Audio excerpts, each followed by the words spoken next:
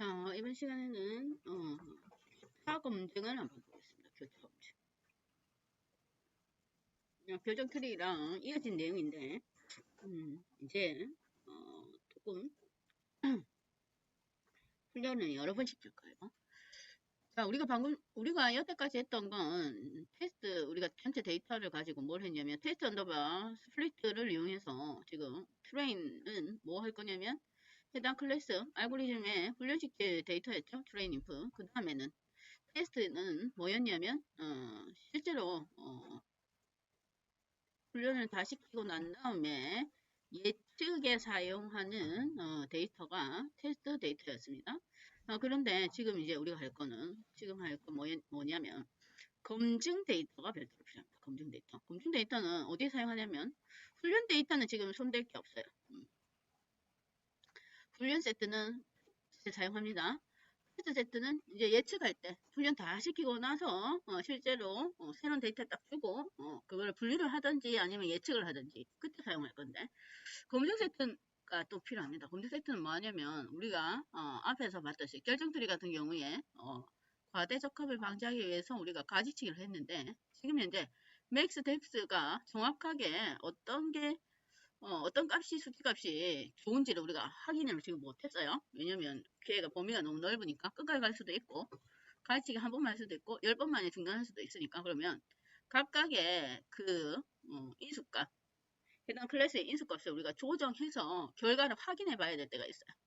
그래서 그걸 인수를 우리가 수동으로 조정하는 걸 하이퍼 파라미터라고 했습니다. 그러면 하이퍼 파라미터를 수정해 가면서 결과값을 확인할 때 쓰이는 데이터가 검증 데이터예요. 그래놓고 검증 데이터를 이용해서 최적의 하이퍼 파라미터를 구하겠죠. 그래 놓고 맨 마지막에 예측할 때 한 번만 사용하는 완전 새로운 데이터가 테스트 데이터입니다. 그래서 나누기를 훈련 데이터, 검증 데이터, 테스트 데이터 세 개로 이제 나눌 거다 이 말입니다. 이런 경우는 데이터가 많이 없을 때 가지고 있는 데이터로 우리가 활용을 해야 되니까 그래서 이렇게 나눠요. 근데 그래서 딥러닝은 워낙 데이터가 많기 때문에 어떤 거는 데이터가 뭐 10,000개, 100,000개 이렇게 되니까 그렇게 굳이 뭐 검증까지 돌려서 할 필요가 없는데 지금은 이제 데이터가 조금 작아서 그걸 각각 기존의 데이터를 좀 나눠서 쓰겠다 이 말입니다. 그럼 검증 데이터를 어떻게 나누냐? 첫 번째는 트레인 테스트 스플릿으로 원래 훈련 데이터를 다시 검증 데이터를 조금 해내면 되나? 가장 단순한 방법은 자, 우리가 원래 원 데이터를 가지고 트레인 인풋, 테스트 인풋으로 나눴는데 그 트레인을 다시 검증할 거 조금 빼내겠다 이 말 20%. 이게 지금 오늘 데이터는 6천 몇 개가 되니까 그렇게 해도 돼요. 데이터 많으니까. 그게 수동으로 나누는 방법. 그렇게 해서 나눌 거예요. 그러면 뭐 특별히 얘가 중요한 건 없고 그냥 단순하게 테스트 스플릿에서 한 번 더 훈련 트레인 데이터를 한 번 더 단순하게 나눌 거다 이 말입니다. 얘는 단순 나누기는 뭐 훈련 데이터를 검증 데이터와 나누기 얘는 단순하게 별거 없어요. 안 되면 그냥 단순한 방법으로 이렇게 나눠도 됩니다.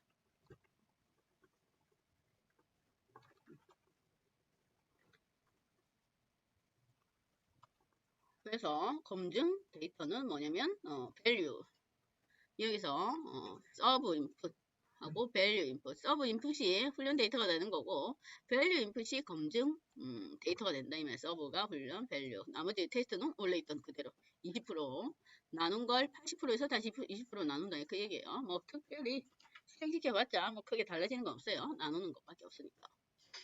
그게 가장 단순한 방법이고 5,197개를 다시 20% 떼어내서 훈련 데이터가 4,157개다 그 얘기입니다. 아까 원래 결정트리 할 때 지금 현재 뎁스를 아무것도 안 주고 끝까지 갔을 때는 훈련 데이터의 과대적합이 있었죠. 그 내용이에요. 지금 스코어가 중요한 게 아니니까.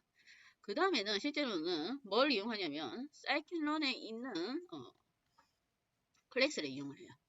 그게 뭐냐면 크로스 언더바 밸리데이트 해서 교차 검증을 할 수가 있습니다. 이거는 진짜로 데이터가 작을 때 얘기예요.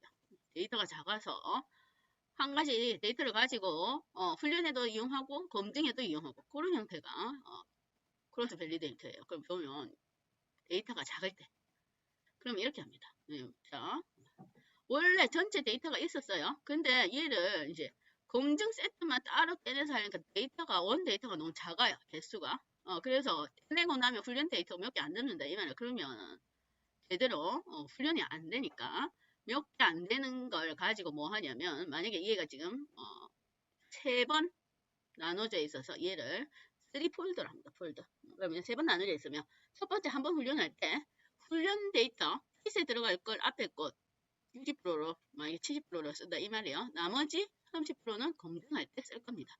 그렇게 해서 한번 훈련하고 그 다음 바꿔서 이번에는 중간에 거 검증 세트로 떼내고 나머지 양 사이드에 있는 걸 훈련 세트로 사용해서 훈련 한번 하고 어쨌든 섞이니까 랜덤하게 얘가 섞여져요.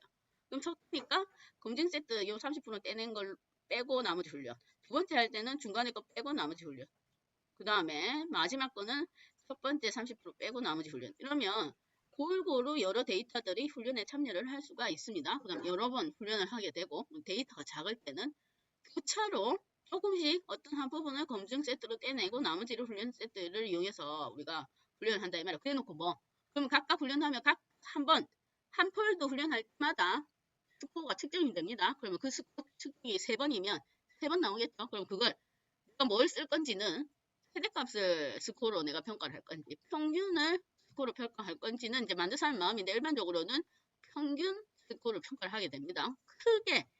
크게 스코어가 차이가 안 나면 그냥 평균 내서 평균적인 걸 훈련 데이터 스코어로 측정하면 돼요.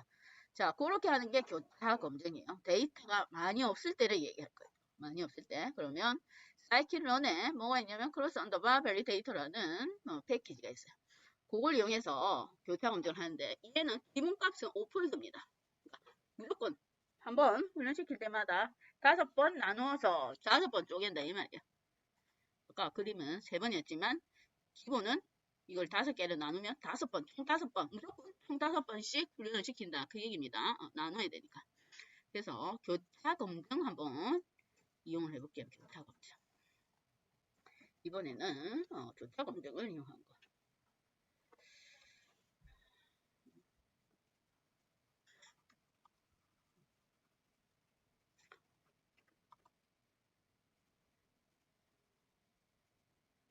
데이터가 없을 때 이걸 사용한다고 했습니다. 데이터가 많이 없을 경우는 작을 경우. 자 보면 자 크로스 밸리데이터가 이제 교차 검증 그랬어요. 거기에 보면 뭐가 있냐면 기본은 5폴드입니다. 기본은 5폴드예요. 근데 나누는데 만약에 기본값을 쓸 거면 사용관 없는데 기본값 외에 추가적인 옵션을 사용할 때는 스트레이트파이드 폴더라는 클래스를 이용해야 됩니다. 스트레이트파이드 폴더 해서 뭐 섞어주겠다 그 얘기입니다. 섞어서 나누겠다 그 얘기예요. 기본값을 사용 안 할 거면 따로 별도로 사용을 바로 쓰면 돼요. 그러면 스트레이트파이드 K 폴더 이러면 몇 폴더로 섞을 건지 그 얘기입니다. 자, 셔플 하면 트루프 하면 섞어야 돼요. 데이터를 섞을 때 이 얘기예요. 만약에 데이터가 작으면 좀 섞는 게 나아요. 자, 항상 섞으면 값이 우리가 할 때마다 달라지니까 랜덤 해서 값을 주면 됩니다. 섞기 때문에 그래요. 만약에 안 섞으면 상관없습니다. 지금은 섞기 옵션이 들어가서 기본 오폴드 만약에 폴드를 나누겠다 그러면 스플리트 값이 있어요. 스플리트가 폴드를 나누겠다 그러면 언더바 스플리트 하면 폴드 수를 나눌 수가 있습니다. 옵션 그걸로 뭐 10폴드 해도 되고 기본은 5폴드. 자, 그 다음에 이게 이제 검증 데이터 나누는 거야. 클래스 언더바 밸리데이터. 그럼 첫 번째는 모델 객체. 지금 현재 결정 트리. 그러니까 얘가 모델 객체가 첫 번째 인수값이에요. 그러면 뭐 결정 트리가 아니더라도 다른 알고리즘하고도 합칠 수 있다 이 말이에요. 뭐 어디 저기 우리가 앞에 했던 로시티 회계에도 쓸 수가 있다 이 얘기입니다. 어떤 알고리즘하고 다 합해가지고 혼합적으로 사용할 수 있는 거예요. 지금 우리가 지금 하는 건 결정 트리니까 결정 트리 모델 객체. 그 다음에는 훈련 데이터. 왜냐면 아까 훈련 데이터를 검증 데이터를 조금씩 나눠서 폴더 시킨다고 했죠. 그러니까 훈련 데이터를 입력해줘야 됩니다. 그 다음에 리턴 트레인 스코어는 뭐 훈련 스코어를 반환할 것인가 안 할 것인가 그걸 결정하죠. 훈련 스코어 반환해가지고 한번 확인을 해봐야 되니까. 그 다음 맨 마지막에 CV 객체가 요거예요. 폴더 나누기 옵션 스플리트 요거 적어주면 됩니다. 스플리트. 그래서 밸리데이터를 한 다음에 그러면 기본 5폴더가 되죠. 그러면 기본 다 찍어봅시다. 자, 크로스 밸리데이터 해가지고 전체 스코어를 다 출력해 볼게요. 5폴드니까 5번 찍혀야 된다. 그 얘기입니다. 5번. 자, 뭐가 어떤 게 출력되는지 한번 볼게요. 딕셔너리 형태로 출력이 됩니다. 5폴드니까 5개씩 값이 있어요. 언더바 타임 하면 훈련 시간이다 이 말이에요. 그게 5폴드니까 5번 나눠져 있죠. 그 다음에 스코어 타임 정확도 측정하는 시간 측정 시간 훈련 시간 정확도 측정 그 다음에 테스트 스코어 얘가 검증 스코어다 이 말입니다. 검증 스코어 검증할 때에 요거 그림에 요거 검증 세트 그거에 대한 스코어고 그 다음에 우리가 원래 트레인 스코어가 있었죠. 트레인 스코어 요거 트레인 스코어 요거다 이 말이에요. 5폴드니까 지금 5번씩 다 내용이 있습니다. 그래서 9999 어쩌고저쩌고 다 99로 시작되죠. 그래서 맨 마지막에 뭐 평균값 최대값 해도 되는데 뭐 미인해서 훈련 검증 스코어를 각각 평균 낸 거다 이 말이에요. 평균값을 활용할 건지 최대값을 활용할 건지는 이제 보고 데이터가 스코어가 어떤 형태로 나열되어 있는지 한번 파악을 해보고 평균을 내든 뭐 최대값을 찾든 하면 됩니다. 그게 크로스 밸리데이터를 이용해서 우리가 나눠서 확인을 한 거예요. 이렇게 하는 방법도 있고 이렇게 사용하는 방법도 있습니다. 그 다음에 중요한 건 이때로는 그 다음 내용이에요. 자, 그 다음 나온 거 그리드 서치가 있습니다. 그리드 서치. 그리드 서치는 뭐 하냐면 이제는 얘가 아까 검증 세트가 실제는 뭐 할 때 사용하는 거냐면 인수값을 우리가 바꿔가면서 스코어를 측정할 때 사용하는 게 검증 세트예요. 훈련은 필수에 사용될 거고 각각의 인수값들이 있으니까 방금 전에 봤던 우리가 결정트리의 인수값은 맥스 언더바 덱스가 있습니다. 가르치기 최대 몇 번 할 건지 그것도 인수값이죠. 그러면 우리가 이제 알고리즘을 내가 최적의 알고리즘을 찾는데 에 각각의 알고리즘의 기본적인 인수값을 바꿔가면서 어떤 스코어가 더 높은지를 우리가 확인을 해요. 그럴 때에 검증 세트를 이용해서 검증 데이터를 이용해서 파라미터를 한번 확인을 해봐야 됩니다. 어떤 게 제일 좋은 건지. 자, 그걸 동시에 할 수 있는 게 그리드 서치라는 알고리즘입니다. 뭐 인수값 탐색하고 검증도 같이 하고 훈련도 다 같이 하는 거. 그게 그리드 서치예요. 그리드 서치. 얘도 마찬가지로 그리드 서치가 지금 현재 우리가 앞에서 배운 결정트리만 사용하는 게 아닙니다. 다른 알고리즘하고 같이 사용할 수가 있어요. 왜냐면 앞에 우리가 뭐 로이스트 얘기는 뭐가 있었냐면 규제값이 있었어요. 대문자 C. 규제값이 우리가 그때 대충 뭐 규제값을 책에서 했을 때 20으로 두고 시작을 했는데 그게 정확하게 20보다 더 좋은 규제값이 있을 수가 있습니다. 근데 그걸 찾아야 되는데 그걸 우리가 앞에는 분류할 때 뭐를 찾아요? 그래프를 한번 그린 적이 있습니다. 훈련 스코어와 그 다음에 뭐 테스트 스코어를 비교해서 두 개가 높으면서 가장 가까운 위치에 있는가 그런 것들을 우리가 최적의 어떤 인수값을 찾았는데 이제는 그렇게 안 하고 뭐 자동으로 찾겠다 이 말이에요. 자동으로. 그래서 하이퍼 파라미터 가장 적절한 하이퍼 파라미터 탐색하고 훈련을 같이 시키는 걸 우리가 그리드 서치예요. 그리드 서치. 그러면 그리드 서치는 사이클론의 모델 언더바 셀렉션 모듈에 그리드 서치라고 있습니다. 그리드 서치 우선 인수값을 보면 첫 번째 인수는 사용할 알고리즘 명의입니다. 그러니까 우리가 오늘 한 건 결정트리니까 결정트리고 뭐 로이스틱 핵이 뭐 앞에 했던 텍 이웃 알고리즘 그걸 입력하면 됩니다. 그 다음 파람은 뭐 저기 어디 하이퍼 파라미터의 여러 가지 종류와 값들을 딕셔너리로 반환시켜 주면 돼요. 좀 이따가 파라미터가 인수값이 하나인 알고리즘도 있고 인수값이 여러 개 적용해야 되는 알고리즘도 있으니까 한꺼번에 줄 수도 있다 이 말이에요. 그 다음에 중요한 게 n_jobs라는 인수값이 있습니다. 얘는 CPU, 본인 컴퓨터에 CPU 코어 수를 입력할 수가 있습니다. 왜냐하면 지금 현재 파라미터를 여러 개를 대입하면서 만약에 어떤 파라미터가 최소값이 1이고 최대값이 10인 정수를 이용한 파라미터가 있으면 최소한 10번 학습을 하게 되겠죠. 바꿔가면서. 응? 10번 학습하고 얘가 교차 검증도 같이 한다고 했어요. 교차 검증은 기본 5폴드입니다. 그럼 10번 곱하기 5폴드 하면 최소 50번을 해야 돼요. 한번 훈련할 때. 그러다 보니 얘가 순서대로 하면 시간이 너무 많이 걸려요. 그래서 CPU가 병렬 처리를 하게 됩니다.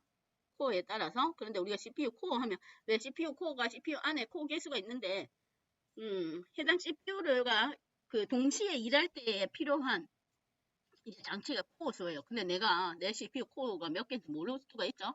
그래서 마이너스 1 하면 내 컴퓨터에 있는 CPU 코어 수를 다 활용하겠다. 그 얘기예요. 몇 개인지 모르지만. 그래서 병렬 처리를 해야 되니까. 안 그러면 시간이 너무 많이 걸리니까. 그래서 n_jobs에서 마이너스 1 해놓으면 알아서 병렬 처리하겠다. 그 얘기예요. 그러면 한번 내용을 한번 보겠습니다. 자, 그리드 서치. 이제는 알고리즘을 하나만 돌리는 거 아니에요. 이제는 각각의 알고리즘을 병합해서 돌린 경우가 있습니다. 자, 그리드 서치. 우선은 파라미터를 하나만 주겠습니다. 파라미터를 한 개만 주고 시작할게요. 한 개 줬을 때에 자, 어떤 파라미터를 줄 거냐면 인수값이 아까 맥스 덱스가 있었죠? 예, 가지치기 인수값.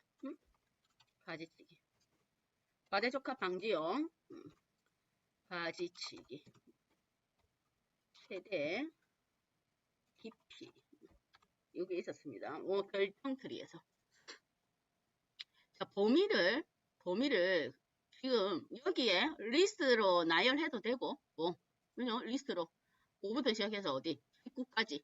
이렇게 나열해도 돼요. 5, 6, 7, 8, 9, 이렇게 나열해도 되고, 그냥 레인지 이러면 리스트로 반환이 되니까 편하게 이렇게 하겠습니다. 그러면 5부터 시작해서 19까지 15번 지금 얘가 반복할 거예요. 15번. 15번 반복해서 결정 트리를 돌리겠다. 그 얘기예요. 그래서 과연 맥스 덱스가 어떤 게 가장 최적화된 값인지를 우리가 찾아내는 겁니다. 그걸 그리드 서치로 찾아내겠다. 그 얘기입니다. 그러면 첫 번째는 아까 사용할 알고리즘. 우리가 지금 현재 결정 트리 사용할 거니까. 그 다음에 파라미터를 딕셔너리로 넘겨주면 됩니다. 지금 파라미터가 찾을 거 맥스 덱스 하나밖에 없어요. 그 다음 n잡스는 병렬 처리할 거니까 마이너스 1 이렇게 됩니다. 그러면 얘가 기본 5폴더로 합니다. 가장 기본적인 5폴더로 검증까지 같이 할 거다 이 말이에요. 자, 그래 놓고 얘도 마찬가지로 핏해서 훈련 데이터를 넘겨주면 됩니다. 똑같이 방식은 똑같아요. 자, 그래 놓고 확인을 해보겠습니다.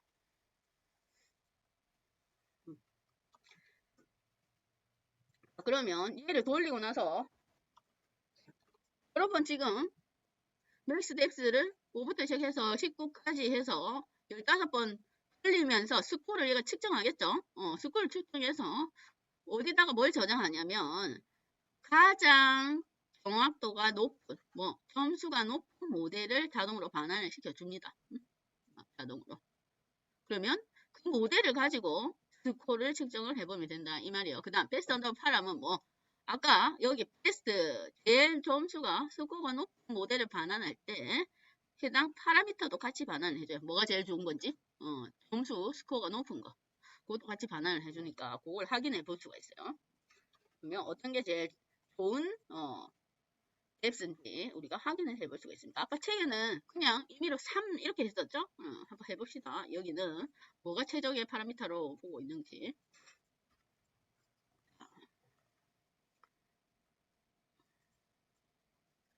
돌려볼게요.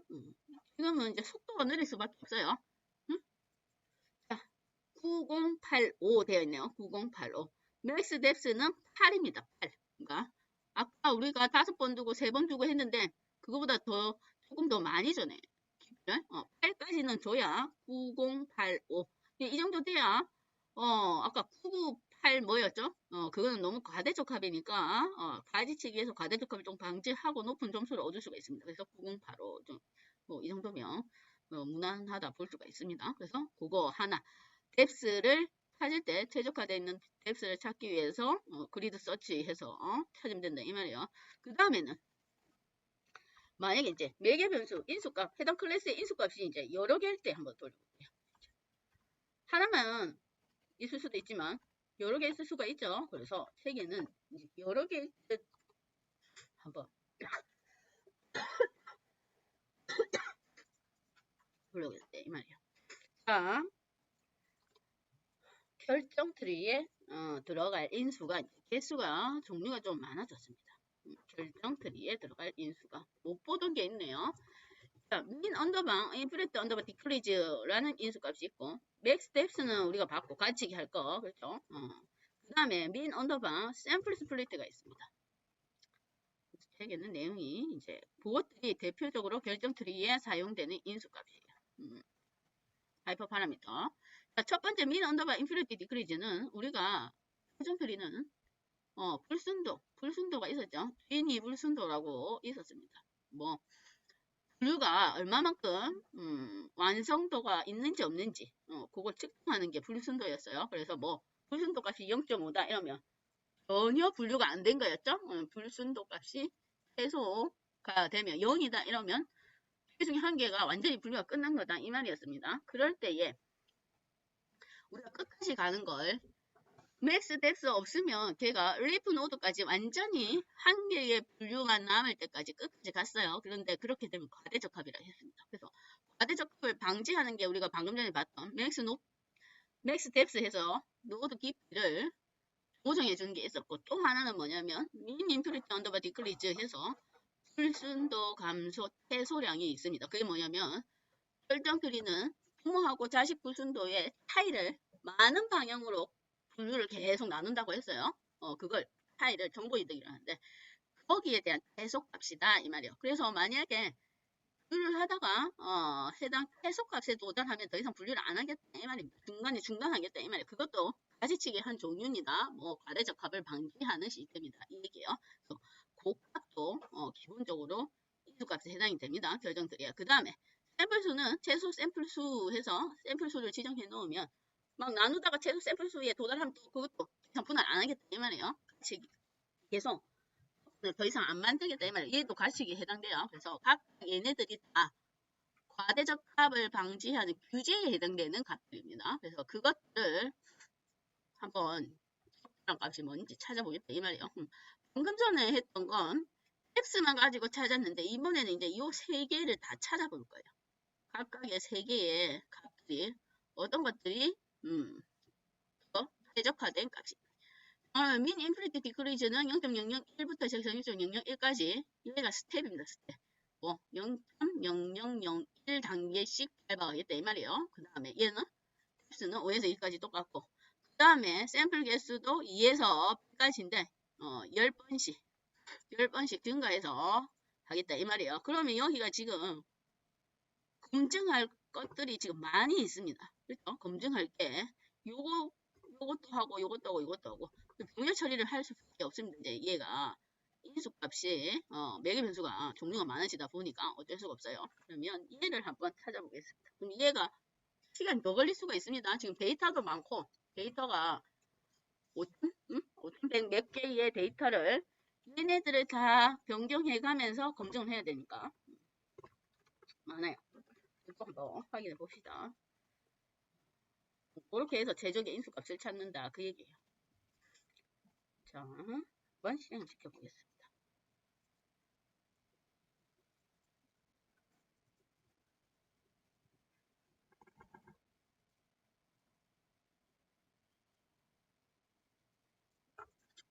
기다려야 될 것 같아요. 시간 많이 걸리겠다. 앞에 로지스틱 핵이랑 이해랑 같이 그리스었지 한번 찾아볼까요? 좀 이따가.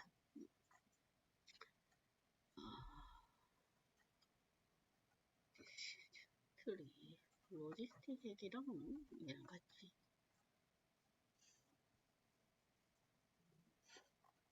해놓은 게 있네. 됐나? 됐네요. 자, 보니까 자, 맥스 뎁스 이제 여러 가지 인수값들을 한꺼번에 최저값을 찾으려고 보니 이제 수치값이 또 달라졌습니다. 뭐 맥스 뎁스는 14까지 갑니다. 그 다음에 최소 불순도 감수량은 0.004. 그 다음 샘플 개수는 12개. 그러니까 샘플 개수가 12개 맞으면 더 이상 분류 안 시키고 종료시키겠다 그 얘기입니다. 그렇게 했더니 훈련 스코어가 8, 9, 9, 테스트는 86, 검증 스코어는 86 정도로 조금 높아졌어요. 그래서 이게 최대 최적화된 값이라고 볼 수가 있습니다. 그리서치 시간 좀 걸리더라도 얘가 자동적으로 찾으니까 편하죠. 근데 제가 앞에 우리가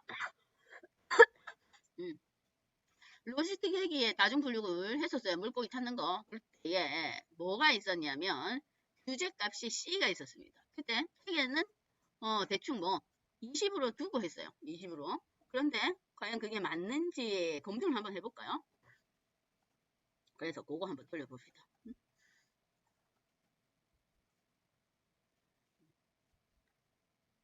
로스틱과 다중 분류하고 그리드 서치를 했으니까 한번 20이 최적화된 값인지 아닌지 한번 확인해 볼게요. 자, 똑같습니다. 같은데 뭐 로스틱 레귤레이션으로 돌리겠다 이 말이에요. 자, 그러면 파라미터를 대문자 C가 규제값이었어요. 얘는 규제 기본값은 1이었어요. 1.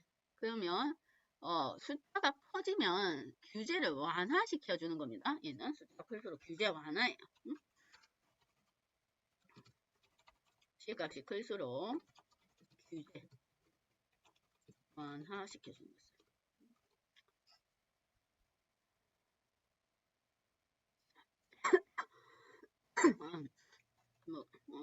예측은 필요가 없을 것 같고 예측은 필요가 없고 베스트 파라미터와 스코어만 보겠습니다. 자, 한번 돌려볼까요? 규제가 C가 어떤 값이 제일 최적화된 값이 스코어가 높은지. 네, 로이스트 회기가 그때 아마 스코어가 높았던 것 같아요. 자, 봅시다. 9792, 9792. 그렇죠? 9792. 거기에 규제값이 81이면 숫자가 높은 규제를 완화하겠다 했습니다. 규제를 많이 완화를 해야 되네요. 책에는 그때 20인가 그랬는데 이게 훨씬 높네요. 그러니까 책에 있는 값이 크게 뭐 차이가 많이 납니다. 그 다음에 뒤에 맨 마지막이 뭐 어떤 값이냐면 최고로 큰 거 검증 스코어가 최고로 큰 거예요. 큰 거 최대로 큰 값이 92, 9247. 이걸 반올림 해가지고 925로 측정을 합니다. 이 정도면 뭐 나쁜 편은 아닙니까? 어쨌든 그래서 C 규제값이 81이 규제를 많이 완화를 해주라 그 얘기입니다. 그게 로이스트 회기에 우리가 가지고 있던 이 물고기 데이터는 규제가 완화돼서 81이 적당한 값이다. 그렇게 측정을 할 수가 있습니다. 그래서 그걸 방금 전에 했던 그리서치랑 같이 사용을 하면 됩니다. 그렇게 하면 돼요. 그럼 어디 그리서치 안에 요거만 바꿔주면 되죠. 뭐 요거 응? 클래스 알고리즘 이름만 바꿔주면 됩니다. 원래 검증은 오폴드인데 지금 폴드를 조금 줄이긴 했어요. 얘가 또 오폴드일 때 다를 수도 있지만 요것만 바꿔주면 돼요. 요거 알고리즘 이름만. 그게 그리드 서치예요. 그 다음에 책에는 그리드 서치 외에 또 랜덤 서치라고 있습니다. 비슷한 게 랜덤 서치. 왜냐면 방금 전에 했던 그리드 서치는 매개 변수 조건이 너무 많죠. 방금 전에 이거 3개 3개 다 할 때는 데이터가 우리가 지금 데이터도 많은데 3개까지 돌리다 보면 이 경우의 수가 엄청 많아집니다. 그렇죠? 이거 하고 3개의 경우의 수가 다 많아져요. 그러면 얘가 한꺼번에 이걸 다 일일이 대입해서 실행을 해내면 속도가 너무 느리다 이 말이에요. 그래서 그걸 조금 보완한 게 랜덤 서치입니다. 랜덤 서치. 그럼 랜덤 서치는 사용하는 방법은 똑같은데 뭘 어떻게 주냐면 뭐 그리드 서치 해도 되고 랜덤 서치 해도 되는데 봅시다. 자, 이름이 랜덤 서치. 랜덤 서치는 줄 때 아까 얘는 그리드 서치는 우리가 지정을 해줬죠. 범위 5에서 20까지 하면 5에서 해서요. 정수 1씩 증가해서 5, 6, 7, 8, 9, 10, 10까지 그 다음 얘는 0.001에서 0.001씩 증가해서 0.001, 0.002 해서 10번, 얘는 15번, 얘도 15번. 그 다음에 얘는 2, 12 이렇게 증가한다 이 말이었어요. 여기 있는 걸 다 모두 경우의 수를 다 조인해서 다 지금 검사를 하는 거예요. 검증을 한다 이 얘기입니다. 그럼 시간이 너무 많이 걸리니까 랜덤 서치는 분류에 대한 어떤 인수값에 대한 범위를 지정해주면 랜덤하게 여기에 있는 랜덤한 값을 끄집어내서 검증을 하는 거예요. 다 안 쓰겠다 이 말입니다. 데이터를. 너무 많으니까 데이터가 할 때마다 랜덤하게 뽑아내겠다 그 얘기입니다. 그래서 랜덤 서치에는 인수값이 하나 더 있어요. n 언더바 it라는 인수값이 있습니다. 그게 뭐냐면 가져올 샘플의 횟수다 이 말이에요. 샘플 횟수 다 못 가져오는 거 랜덤하게 가져올 거다 이 말이에요. 그래서 여기는 매개 변수에 범위를 지정해주면 됩니다. 그러면 유니폼 하면 실수 범위를 지정하는 거고 랜드 인터 하면 정수 범위를 랜덤하게 지정하는 거예요. 그러면 랜덤 서치가 n 인터 하면 샘플 수를 100개 가지고 와서 검증을 한다 이 얘기죠. 100개 가지고 와서. 그래서 얘가 n 인터는 샘플을 수이다 이 말이에요. 이게 별도로 따로 있습니다. 다 안 하겠다 이 말이에요. 샘플 수 요것만큼 가지고 오겠다 이 말입니다. 랜덤하게 가지고 오는데 일정한 비율로 가지고 와요. 왜냐면 앞에가 그리드 서치가 너무 시간이 많이 걸리니까. 그래서 얘도 한번 해보면 거의 그 그리드 서치랑 스코어는 비슷합니다. 크게 뭐 차이가 나진 않아요. 그래서 측정을 해보면 8886 되죠. 8886 랜덤 서치로 했을 때는 맥스 언더 뎁스가 29까지 가네요. 29까지 인피니티가 아까 0.004인데 얘는 0.00.4 얘는 비슷하고 샘플 개수도 비슷한데 맥스 뎁스가 훨씬 더 밑으로 더 내려갑니다. 그래서 8886 얘가 맥스 뎁스 14일 때 8986 이게 조금 높긴 높네요. 요거. 얘는 이제 랜덤하게 모든 경우의 수를 다 검사를 하는 건 아니니까 그렇죠.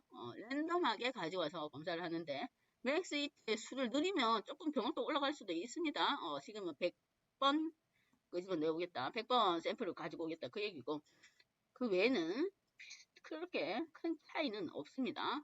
그게 랜덤 서치. 일반적으로 그리드 서치를 많이 활용을 합니다. 지금 현재 뭐 데이터가 크게 많은 건 아니니까 그리드 서치로 다 오는 경우의 수를 다 돌려보면 됩니다. 자, 그게 교차 검증과 하이퍼 파라미터를 같이 확인해 볼 수 있는 그리드 서치와 랜덤 서치의 내용이에요. 오늘은 여기까지 하겠습니다.